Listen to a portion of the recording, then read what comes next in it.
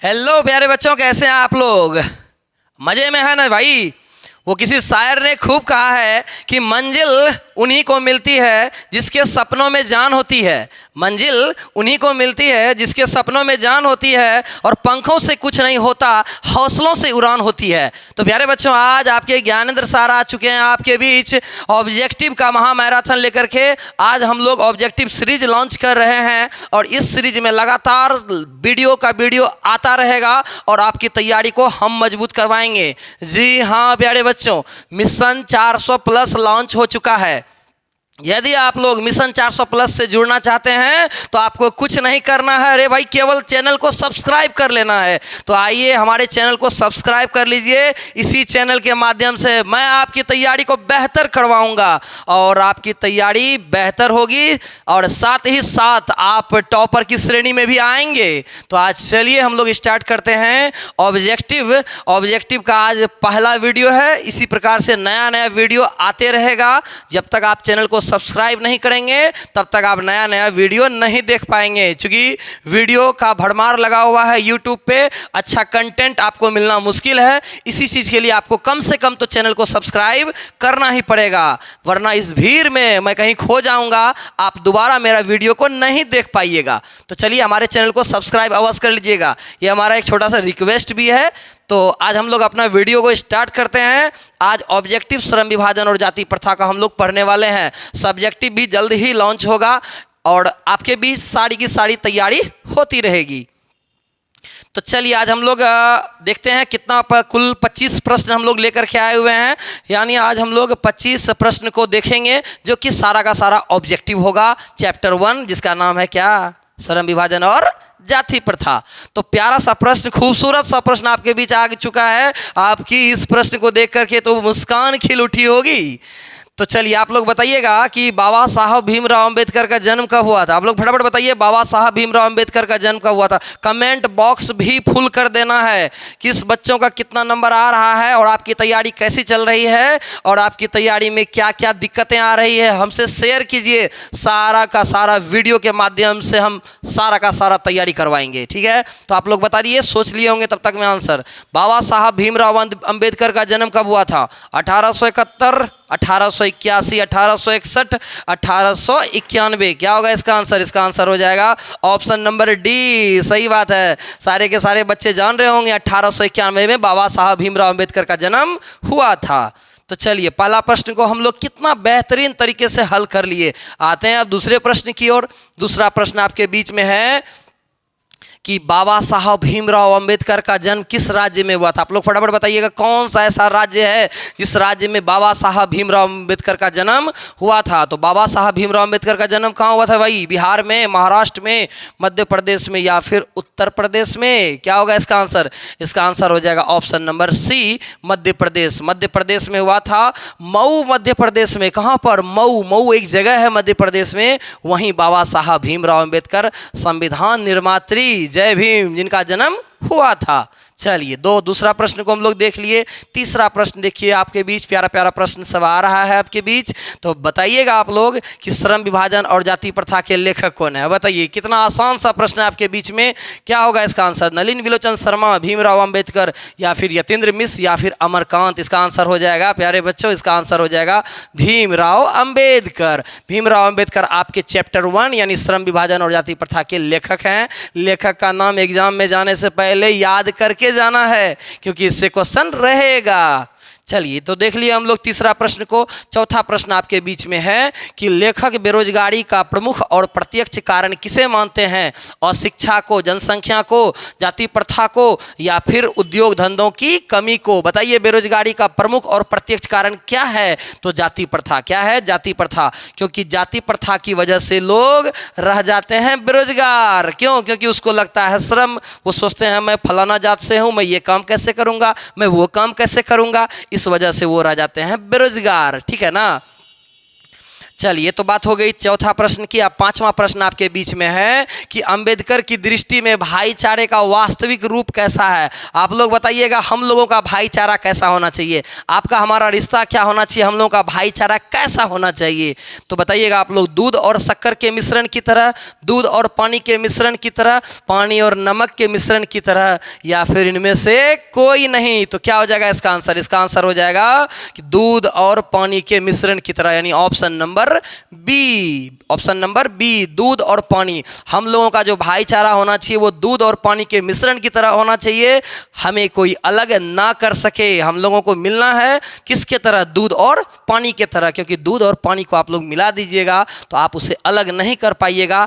जिस प्रकार से आप हमसे जुड़े हुए हैं, आपसे हमें कोई अलग नहीं कर पाएगा। ठीक है, तो हम लोग 5 प्रश्न को देख लिए। अब आते हैं हम लोग छठे प्रश्न की ओर। छठा प्रश्न आपके बीच में, बुद्धिज्म एंड कम्युनिज्म किसकी रचना है? आप लोग बताइएगा, बुद्धिज्म एंड कम्युनिज्म किसकी रचना है? मैक्स मूलर, अमरकांत, महात्मा गांधी, या फिर भीमराव अंबेडकर। क्या हो जाएगा इसका आंसर? इसका आंसर हो जाएगा प्यारे बच्चों, इसका आंसर हो जाएगा option number D, Bhimrao Ambedkar. Bhimrao Ambedkar Buddhism and communism की के लेखक हो जाएंगे, रचना हो जाएंगे। ये उन्हीं के द्वारा लिखा गया, बुद्धिज्म एंड कम्युनिज्म। चलिए, इस प्रश्न को हम लोग देख लिए। अब आते हैं 7वां प्रश्न की ओर। 7वां प्रश्न आपके बीच में है, लेखक भीमराव अंबेडकर का जन्म कब हुआ था? कब हुआ था? आप लोग फटाफट बताइएगा। इसमें डेट वगैरह सब कुछ दिया हुआ है ना। 14 अगस्त 1878, या 14 जून 1889, 14 मार्च 1890, या फिर 14 अप्रैल 1891। तो इसका आंसर हो जाएगा 14 अप्रैल 1891 को मऊ मध्य प्रदेश में भीमराव अंबेडकर का जन्म हुआ था। याद है ना जी सबको? लेखक भीमराव अंबेडकर का जन्म याद करवा दिए, ठीक है, या आपको पहले से भी याद था? आप लोग बोलिएगा सर आप कहाँ याद करवाए, हम तो पहले याद कर लिए थे, ठीक है ना। चलिए, 7 प्रश्न को देख लिया। 8वां प्रश्न आपके बीच में, आधुनिक सभ्य समाज कार्य कुशलता के लिए किसे आवश्यक मानता है? ये जो हमारा प्यारा सा सभ्य समाज है, आधुनिक सभ्य समाज, ये कार्य कुशलता के लिए किसको आवश्यक मानता है? आप लोग बताइएगा, श्रम विभाजन को, धन विभाजन को, जन विभाजन को, या फिर जाति विभाजन को। तो ये हमारे जो समाज है यह श्रम विभाजन को आवश्यक मानता है। इन्हें लगता है कि यदि मैं श्रम विभाजन कर दूंगा, काम का बंटवारा कर दूंगा, तो फिर कोई भी समाज में कोई भी काम जो होगा वह कार्य कुशलता से अच्छे से होगा। तो हम लोगों को श्रम विभाजन करना पड़ेगा, ऐसा हमारा समाज मानता है। चलिए, ये तो हो गया। अब 9वां प्रश्न है आपके बीच में, डॉक्टर भीमराव अंबेडकर ने किस प्रथा को आर्थिक पहलू से खतरनाक प्रथा माना है? बताइएगा, सती प्रथा को, दहेज प्रथा को, बाल विवाह प्रथा को, या फिर जाति प्रथा को। क्या हो जाएगा इसका आंसर? भीमराव अंबेडकर ने किस प्रथा को हानिकारक बताया, खतरनाक बताया? इसका आंसर हो जाएगा ऑप्शन नंबर डी। आप लोग भी डी के साथ ही जा रहे थे ना जी? सबको लग रहा था ना कि डी होगा? अरे भाई, लग रहा था ना? लग रहा था, हाँ लग रहा होगा, डी ही होगा इसका आंसर। 9 प्रश्न को हम लोग देख लिए। 10वां प्रश्न है आपके बीच में। देखिए कितना प्यारा प्यारा प्रश्न लेकर के आए हुए हैं, और आप लोग अभी तक वीडियो को लाइक नहीं किए, कर दीजिए फटाफट लाइक। तो फटाफट अभी वहीं पर तुरंत अभी लाइक कर दीजिए, वीडियो को रोक करके तुरंत लाइक कर दीजिए, और कमेंट भी कर दीजिएगा, ठीक है। एक प्यारा सा कमेंट कर दीजिएगा, खूबसूरत सा कमेंट कर दीजिएगा, ठीक है। डॉक्टर भीमराव अंबेडकर की मृत्यु कब हुई और कहाँ हुई? मध्य प्रदेश में हुई थी 1946 में, बिहार में 1966 में, उत्तर प्रदेश 1976, या फिर दिल्ली 1956। इसका आंसर क्या हो जाएगा? इसका आंसर हो जाएगा ऑप्शन नंबर डी, दिल्ली 1956 में। दिल्ली में हुई थी 1956 में हुई थी, ठीक है। याद हो गया होगा आपको भीमराव अंबेडकर की मृत्यु, ठीक है ना जी। जन्म तो बहुत आदमी को याद रहता है, बस मृत्यु नहीं याद रहता है। चलिएगा, अब 11वां प्रश्न है कि आदर्श समाज स्वतंत्रता, समानता, मातृत्व पर आधारित होगा, या किसने कहा था? इन बातों को किसने कहा था? मैक्स मूलर, नलिन विलोचन शर्मा, या फिर भीमराव अंबेडकर, या फिर अज्ञे? किसने कहा था? तो इसका आंसर हो जाएगा भीमराव अंबेडकर। भीमराव अंबेडकर ने कहा था कि हमारा जो समाज होगा, ये आदर्श समाज, आइडियल जो समाज होगा वह स्वतंत्रता पर आधारित होगा। सब लोग स्वतंत्र रहेंगे, समानता आएगी सब में, सब लोग में मातृत्व होगी, भाईचारा होगी। तो ये सारी चीज़ों को कहा था डॉक्टर भीमराव अंबेडकर ने, ठीक है। तो हम लोग 11 प्रश्न को देख लिए। 12वां प्रश्न है आपके बीच में कि मानव मुक्ति का पुरोधा किसे कहा जाता है? नलिन विलोचन शर्मा को, यतीन्द्र मिश्र को, भीमराव अंबेडकर को, या या फिर अमरकांत को। इसका आंसर क्या हो जाएगा प्यारे बच्चों? इसका आंसर हो जाएगा ऑप्शन नंबर सी। हाँ भाई, सी होगा। यानी मानव मुक्ति का पुरोधा किसे कहा जाता है? तो भीमराव अंबेडकर को कहा जाता है। याद हो रहा है कि नहीं याद हो रहा है? अगर याद हो रहा है तो कमेंट बॉक्स में लिख दीजिएगा, सर आपका क्लास में याद हो जाता है, क्लासे में याद हो जाता है। ठीक है ना जी। 12 प्रश्न को देख लिए। 13वां प्रश्न है आपके बीच में, श्रम विभाजन और जाति प्रथा बाबा साहब के किस भाषण का संपादित अंश है? श्रम विभाजन और जाति प्रथा जो है वो बाबा साहब का कौन सा ऐसा भाषण है जिससे लिया गया है? The caste in India, their mechanism, genesis and development, annihilation of caste, who are Shudras. इसका आंसर क्या हो जाएगा? इसका आंसर हो जाएगा ऑप्शन नंबर सी, यानी annihilation of caste. Annihilation of caste इन्हीं से लिया गया है। श्रम विभाजन और जाति प्रथा आपका जो खूबसूरत सा चैप्टर है वह इसी भाषण से लिया गया है। चलिए 13 प्रश्न को हम लोग देख लिए। 14वां प्रश्न है आपके बीच में कि जाति प्रथा स्वाभाविक विभाजन नहीं है, क्यों? क्योंकि बताइए आप लोग, जाति प्रथा स्वाभाविक विभाजन नहीं है। क्या भेदभाव के कारण, शोषण के कारण, गरीबी के कारण, या रुचि पर आधारित नहीं होने के कारण? ये जो जाति प्रथा है यह स्वाभाविक, ये रियल में अच्छा विभाजन नहीं है। क्यों? क्योंकि यह बच्चों क्योंकि यह रुचि पर आधारित नहीं होता है, क्योंकि किसी भी आदमी को इंटरेस्ट पर आधारित नहीं हो। जाति प्रथा के वजह से लोग क्या करते हैं, अपना इंटरेस्ट को खो देते हैं और मजबूरन उसे अपने जात पात की वजह से मजबूरन वो काम को करना पड़ता है। यानी यह आपका इंटरेस्ट पर आधारित नहीं है, यह रुचि पर आधारित नहीं होता है। ठीक है, याद हो गया होगा आप लोगों को। 14 प्रश्न को देख लिए। 15वां खूबसूरत सा प्रश्न आपके बीच में आ चुका है कि जाति प्रथा किस प्रकार का श्रम विभाजन है? अस्वाभाविक, प्राकृतिक, स्वाभाविक या संवैधानिक? क्या हो जाएगा इसका आंसर? इसका आंसर हो जाएगा ऑप्शन नंबर ए, अस्वाभाविक। जाति प्रथा कैसा, किस प्रकार का विभाजन है? अस्वाभाविक। यह रियल में अच्छा विभाजन नहीं है, अस्वाभाविक विभाजन है। ठीक है, तो 15 प्रश्न को हम लोग देख लिए। 16वां प्रश्न आपके बीच में कि विडंबना का क्या अर्थ होता है? आप लोग बताइएगा, विडंबना का क्या मतलब होता है? विडंबना किसे कहते हैं? तो विडंबना का अर्थ आप लोग बताइएगा। ये उपेक्षा, उपहास, अवलंबन, आडंबर। क्या हो जाएगा? विडंबना का अर्थ हो जाएगा उपहास। क्या हो जाएगा? उपहास। विडंबना का अर्थ क्या होता है? उपहास। ठीक है ना। चलिए, तो हम लोग 16 प्रश्न को देख लिए। 17वां प्रश्न है आपके बीच में, किसके प्रोत्साहन पर बाबा साहब भीमराव अंबेडकर उच्च शिक्षा के लिए न्यूयॉर्क गए? किसके प्रोत्साहन पर, किसने प्रोत्साहन किया? तो इसका आंसर क्या हो जाएगा? काशी नरेश, पटियाला नरेश, बड़ौदा नरेश या फिर दरभंगा के नरेश? इसका आंसर हो जाएगा ऑप्शन नंबर सी, बड़ौदा नरेश। बड़ौदा नरेश के प्रोत्साहन पर बाबा साहब भीमराव अंबेडकर पढ़ने के लिए कहाँ गए भाई? तो गए कहाँ? न्यूयॉर्क। कहाँ गए? तो न्यूयॉर्क गए। ठीक है ना। 17 प्रश्न को हम लोग देख लिए। 18वां प्रश्न है आपके बीच में कि भारत की जाति प्रथा की क्या विशेषता है? आप लोग फटाफट बताइएगा, भारत की जो जाति प्रथा है उसकी ऐसी कौन सी विशेषता है?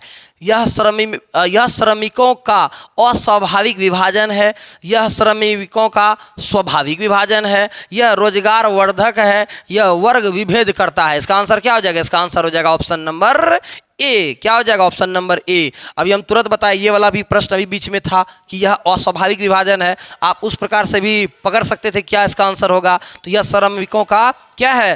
अस्वाभाविक विभाजन है, यानी यह श्रमिकों का रुचि पर आधारित नहीं होता, अस्वाभाविक विभाजन है। ठीक है, तो याद हो गया होगा आपको 18 प्रश्न। 19वां प्रश्न आपके बीच में देखिए, खूबसूरत सा प्रश्न फिर से हाजिर है। कहता है कि जाति प्रथा स्वाभाविक श्रम विभाजन नहीं है। जाति प्रथा क्या है कि यह स्वाभाविक विभाजन नहीं है, स्वाभाविक श्रम विभाजन नहीं है। क्यों? यहाँ क्वेश्चन है नहीं है, तो नहीं है क्यों? क्योंकि यह मनुष्य की रुचि पर आधारित है, क्योंकि यह पैतृक पेशा से संबंध नहीं है। ठीक है, इसमें मनुष्य सहजता से रोजगार युक्त हो जाता है, यह मनुष्य की रुचि पर आधारित नहीं है। तो यह मनुष्य की रुचि पर आधारित है भाई? नहीं है। तो इसका आंसर हो जाएगा ऑप्शन नंबर डी, क्योंकि ये जो श्रम विभाजन है यह मनुष्य की रुचि पर आधारित नहीं होता है। ठीक है, इसलिए यह क्या है? स्वाभाविक विभाजन कहा जाता है। ठीक है ना। चलिए 19 प्रश्न को हम लोग देख लिए।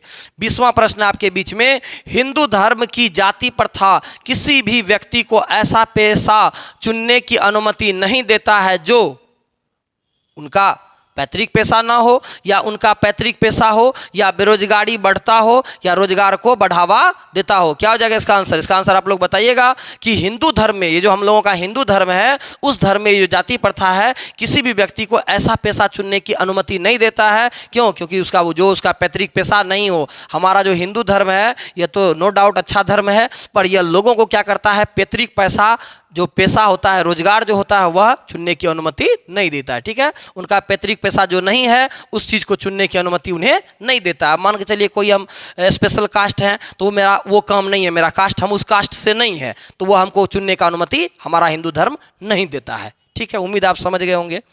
20 प्रश्न को हम लोग देख लिए। 21वां प्रश्न है कि किन्हें आधुनिक मनु कहा गया? आप लोग बताइएगा, किन्हें आधुनिक मनु कहा गया है? डॉक्टर राजेंद्र प्रसाद को, महात्मा गांधी को, सच्चिदानंद सिन्हा को, या डॉक्टर भीमराव अंबेडकर को? क्या हो जाएगा इसका आंसर? किसे आधुनिक मनु कहा गया है? तो प्यारे बच्चों, डॉक्टर भीमराव अंबेडकर को आधुनिक मनु भी कहा जाता है। देखिए कैसा नया नया प्रश्न आपके बीच में ला रहे हैं। तो 21 प्रश्न को हम लोग देख लिए। 22वां प्रश्न आपके बीच में देखिए हाजिर हो चुका है कि डॉक्टर भीमराव अंबेडकर ने किस पत्रिका का संपादन किया था? आप लोग बताइएगा। उज्ज्वल भारत, उड़ता भारत, या फिर बहिष्कृत भारत, या फिर पुरस्कृत भारत? ऑप्शन भी मिलता जुलता है ना जी, चक्कर पे चक्कर खा रहे होंगे। इसका आंसर हो जाएगा ऑप्शन नंबर सी, बहिष्कृत भारत। बहिष्कृत भारत जो एक पत्रिका है, और उसके लेखक हो जाएंगे आपके डॉक्टर भीमराव अंबेडकर। ठीक है, तो 22 प्रश्न को हम लोग देख लिए। 23वां प्रश्न देखिए आपके बीच में आ चुका है। डॉक्टर भीमराव अंबेडकर की माता का नाम क्या था? आप लोग फटाफट बताइएगा, डॉक्टर भीमराव अंबेडकर की माता का नाम क्या हो जाएगा? रानी बाई, कुंती बाई, शीला बाई, या फिर भीमा बाई? क्या हो जाएगा इसका आंसर? इसका आंसर हो जाएगा option number D, Bhima by. इसका आंसर क्या हो जाएगा? डॉक्टर भीमराव अंबेडकर की माता का क्या नाम हो जाएगा? Doctor Bhima by. क्या आंसर हो जाएगा इसका? भीमा बाई। भीमा बाई कौन थी? उनकी माँ थी। चलिए एक कमेंट आपको कमेंट करना है कि भीमराव अंबेडकर की पत्नी का क्या नाम था? आप लोग फटाफट बताइएगा कि डॉक्टर भीमराव अंबेडकर की पत्नी का नाम, जिन्हें मालूम है वे कमेंट बॉक्स में लिख देना है कि भीमराव अंबेडकर की पत्नी का नाम। देखते हैं कितने बच्चों को मालूम है। चलिए तो हो गया 23वां प्रश्न। अब 24वां प्रश्न आपके बीच में कि the caste in India their mechanism किनकी रचना है? ये क्वेश्चन फिर से आ चुका है, उसी टाइप का क्वेश्चन है, थोड़ा घुमा दिया गया है। बताइएगा, the caste in India their mechanism किसकी रचना है? तो इसका आंसर क्या हो जाएगा? भीमराव अंबेडकर, राम मनोहर लोहिया, महात्मा गांधी, जवाहरलाल नेहरू? इसका आंसर हो जाएगा, सही बात है, इसका आंसर ए नंबर हो जाएगा। आप लोग भी ऑप्शन ए ही सोचे होंगे ना जी। ठीक है, 24 प्रश्न को हम लोग देख लिए। अब आपके बीच में आ रहा है अंतिम प्रश्न। देखते हैं अंतिम कौन सा प्रश्न है आपके बीच। अंतिम प्रश्न है डैश डैश डैश। अब लीजिए, खाली जगह को भर दीजिए। डैश डैश डैश पेशे का दोषपूर्ण पूर्व निर्धारण करती है। कौन सा ऐसा चीज है जो कि पेशा का दोषपूर्ण पूर्व निर्धारण करती है? श्रम विभाजन, जाति प्रथा, या फिर प्रत्यक्ष, या फिर लोकतंत्र? क्या हो जाएगा इसका आंसर? इसका आंसर हो जाएगा ऑप्शन नंबर बी, जाति प्रथा। यानी जाति प्रथा क्या करती है? किसी भी पेशा को, किसी भी रोजगार को दोषपूर्ण तरीके से निर्धारण करती है। लोग जात पात की वजह से स्पेशल अपना उस पेशा को चुन लेते हैं। अब किन्हीं का किसी कास्ट में जन्म हो गया, उस काम को करने में उसे मन नहीं लगता है, फिर भी वह अपने जात पात की वजह से उस पेशा को चुन लेते हैं। तो यह दोष पूर्ण है, यह गलत है। तो चलिए, आप लोगों का सारा 25 प्रश्न को आज हमने कंप्लीट करवा दिया। अगले वीडियो में हम लोग मिलेंगे। दूसरा जो वीडियो स्टार्ट होगा विश्व के दांत, उसमें भी हम लोग ढेर सारा ऑब्जेक्टिव प्रश्न को देखेंगे। आपको वीडियो कैसा लग रहा है आप सभी हमें कमेंट बॉक्स में बताइएगा। और हाँ प्यारे बच्चों, जाने से पहले कम से कम वीडियो को लाइक करके जाना है, और आप इस चैनल पर नए हैं तो चैनल को सब्सक्राइब करते हुए जाइएगा। चलिए, आपका भी ये वीडियो आपका समाप्त हो गया।